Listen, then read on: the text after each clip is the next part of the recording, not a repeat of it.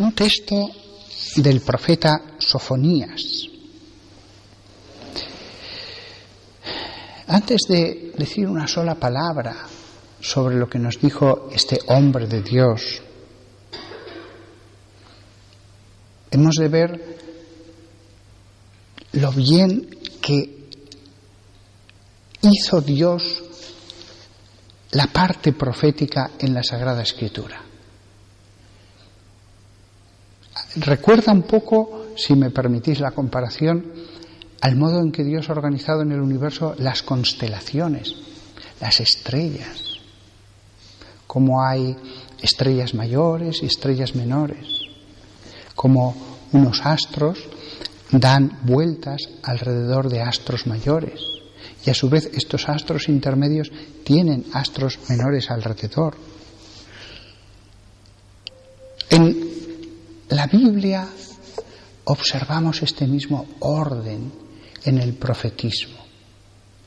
Observamos profetas que son tan grandiosos que verdaderamente son astros mayores. No cabe la menor duda, por ejemplo, en el Antiguo Testamento, que Moisés no es un profeta más. Moisés es un astro central en una buena parte del Antiguo Testamento. Después, si vamos a la parte de los escritos proféticos, veremos que hay tres grandes profetas mayores. Jeremías, hablando de la caída de Jerusalén, la caída del reino que quedaba del pueblo elegido. Jeremías, con sus palabras que podemos aplicar a nuestra época y a nuestra vida. La voz de Jeremías, del gran Jeremías, sigue resonando en la Iglesia, como si estuviera vivo. Probablemente si estuviera vivo, pero no hubiera escrito nada, no resonaría más. Lo oirían solo aquellos que estuvieran delante de él. De hecho, su voz resuena más en la actualidad, en la Santa Iglesia, que en su época, que solo le escucharon un número limitado de personas. Al lado de Jeremías está Isaías, el gran profeta que va a hablar tanto de la Iglesia, tanto de la era mesiánica, también del Mesías. Tanto que sus escritos, aunque también tienen una parte parecida a la de Isaías, pero sus escritos son como una larga explicación de Dios del Evangelio, de Hechos de los Apóstoles. El otro tercer y último profeta mayor es Ezequiel, al que le hemos dedicado varios sermones. Ezequiel, que tendrá esas impresionantes visiones del cielo y también del templo de Ezequiel. Lo estoy leyendo desde hace con interrupciones desde hace algunos meses y espero dar varios sermones sobre el templo de Ezequiel, que quizás sea una de las partes más difíciles de entender de toda la Biblia. Fijaos ya estos tres profetas mayores cómo entre sí forman una armonía tan magistral. Uno más dedicado a lo concreto, a lo que en ese momento necesitaba el pueblo de Dios. Profecías respecto a Jerusalén. Otro, aunque también advierte a su pueblo de los mensajes de Dios para ese momento, pero fijándose en el futuro, en los tiempos mesiánicos. Otro, Ezequiel, poniendo su mente no en el presente ni en el futuro, sino en el cielo. Cada uno de sus libros son muy extensos. ¿Qué importancia tienen estos hombres de Dios?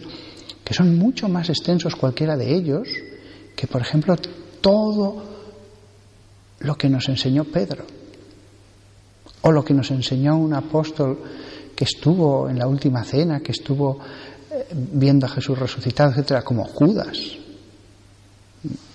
el apóstol Judas Tadeo. Al lado de estos tres grandes profetas, con libros tan extensos, rollos verdaderamente largos, que ya eran conocidos como los profetas mayores, están los profetas menores. Sofonías, en esa lista judía, ocupa el número 9. Y son profetas que después de esos grandes astros, como si fueran satélites en esa constelación, van a completar. Cada uno de ellos va a decir algo más respecto a lo que entonces era el presente, pero que nos ayuda ahora, porque al fin y al cabo, antiguo pueblo elegido, nuevo pueblo elegido, antiguos enemigos, nuevos enemigos del reino de Dios. Pero también estos profetas menores van a completar algo respecto, pues, como hemos leído hoy, por ejemplo, del profeta Sofonías, pues se puede aplicar a la época mesiánica.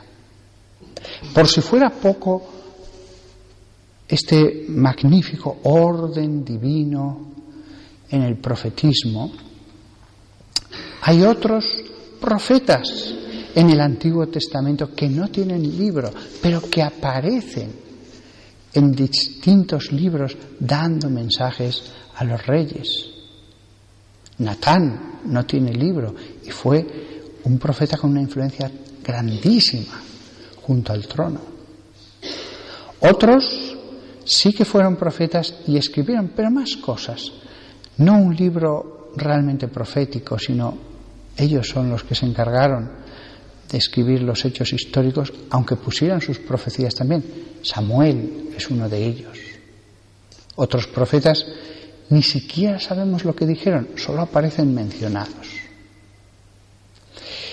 Si creemos a los profetas,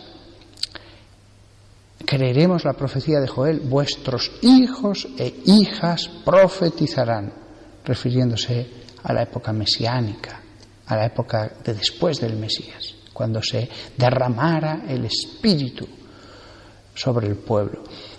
Y efectivamente, desde entonces el profetismo, desde Hechos de los Apóstoles, sigue presente en la Iglesia. Lo escoge a quien quiere, Dios.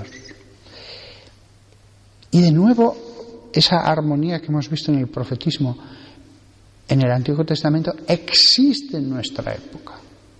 Dios dedica a unos a la teología, a otros tú vas a predicar, tú vas a ser misionero, tú no vas a dedicarte tanto a producir teología, a profundizar en los misterios como a enseñar. Leerás, reflexionarás lo que otros han escrito. Uno se dedica a los enfermos, la mayoría al rebaño de Dios en sus parroquias.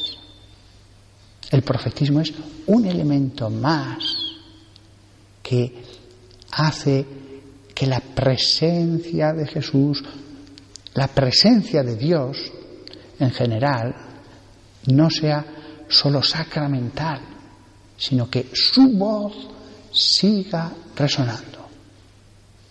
Por eso, una conclusión que se saca clara de esto: cuando el magisterio enseña cosas, hay que tener confianza. Hay que tener confianza, porque si ese Dios que envía profetas a nuestra época, a nuestro presente, a todos los siglos de la Iglesia, cuida de la Iglesia, lo ha dicho el profeta Sofonías hoy: el Rey de Israel, el Señor, está en medio de ti, no temas mal alguno. Este versículo era verdad entonces y era verdad ahora. Entonces, mal podían ponerse las cosas en el Antiguo Testamento, en la época del Antiguo Testamento. Se pusieron al final rematadamente mal. Pero incluso en esa época, sin los sacramentos, sin las promesas que Dios ha hecho después a la Iglesia, les dijo a los que le escuchaban, les dijo Jesús: haced lo que ellos dicen. Incluso aunque añadieron muchas cosas, no corrompieron el mensaje. Los que eran los custodios, los que se sentaban en el asiento, la cátedra de Moisés, no enseñaron el mal como si fuera bien.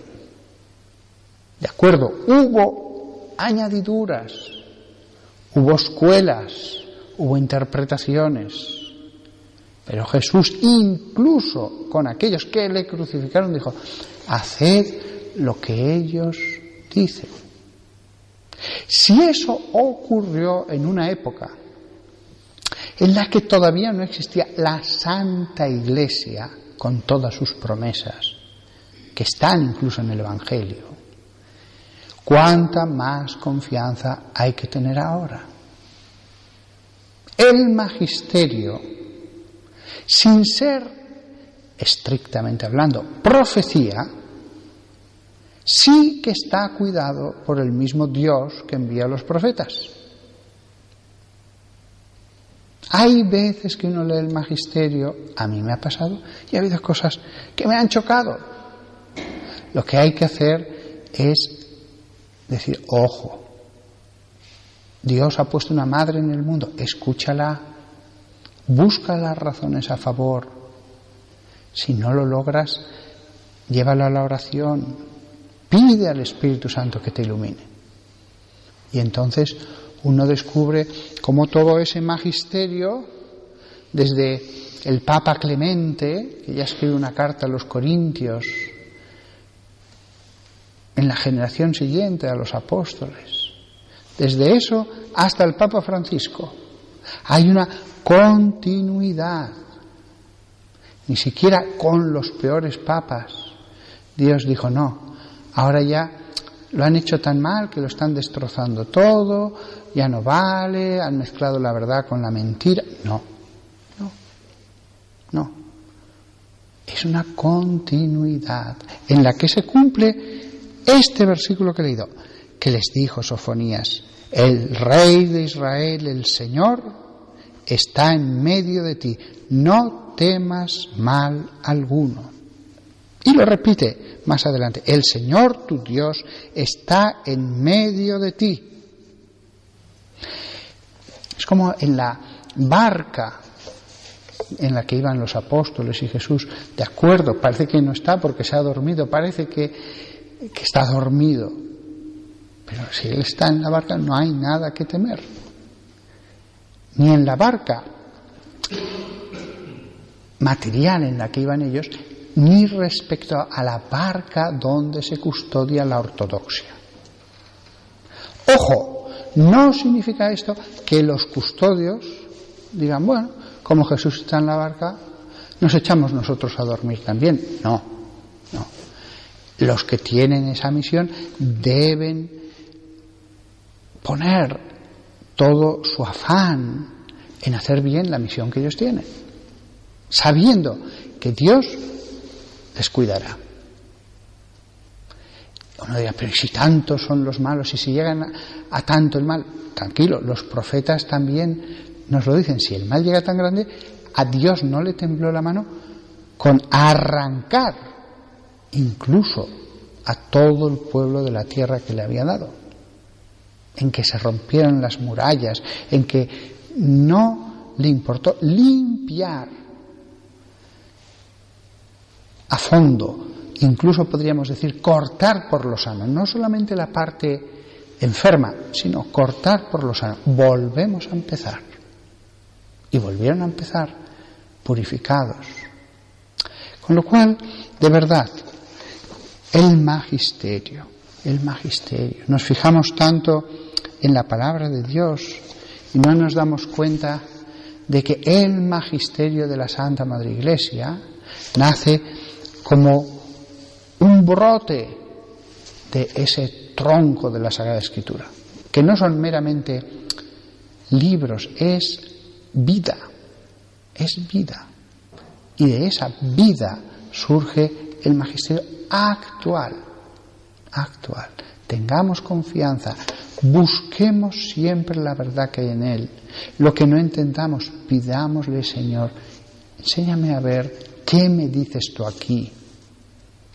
Y entonces, al que le pide eso, Dios está encantado de ayudarle. Pero si uno reacciona con soberbia y tal, entonces ya no escucha en su enfado, mira esto, mira lo otro, tal.